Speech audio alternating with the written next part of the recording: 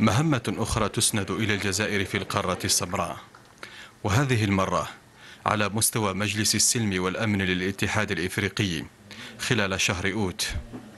مكسب يتجسد في تبوء الجزائر رئاسة المجلس في خضم تحديات جيوستراتيجية متراكمة ومتلاحقة ألقت بظلالها على أكثر من صعيد في القارة السمراء.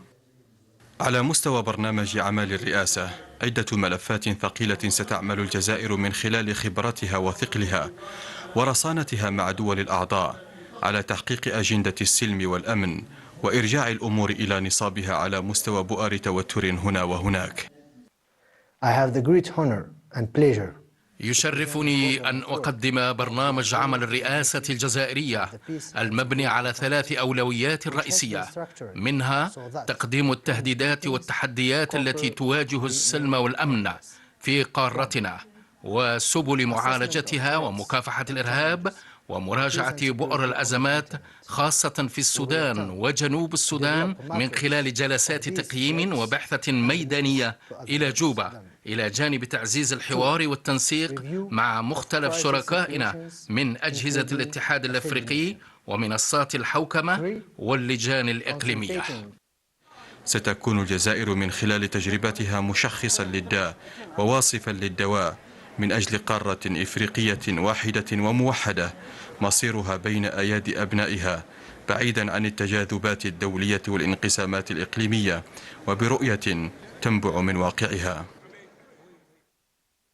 This work will enable the Peace and Security Council to examine crisis situations. هذا البرنامج سيسمح لمجلس السلم والأمن الأفريقي بتناول أوضاع الأزمات في القارة والانخراط في مشاورات مع مختلف الفاعلين في مجال السلم وصياغة توصيات من شأنها الدفع بأجندة الاتحاد الأفريقي للسلم والأمن بما يتماشى مع ولاية هذا المجلس الهام، أحد ركائز السلم والأمن الذي يعمل على تحقيق أفريقيا.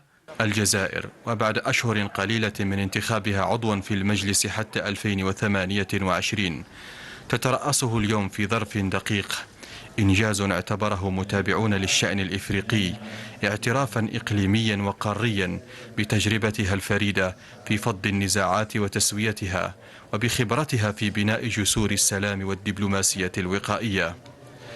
الجزائر ومن خلال رئاستها للمجلس ستتسم عهدتها لا محالة بالحيوية، مؤكدة الالتزام في احترام الشرعية الدولية والقوانين، وأن لا شيء يعلو فوق سيادة الدول واستقرارها، وأن الحل الأمثل لمختلف النزاعات هو نبذ التعصب والتعنت، وأن السلم والأمن أساس كل نهضة تنموية.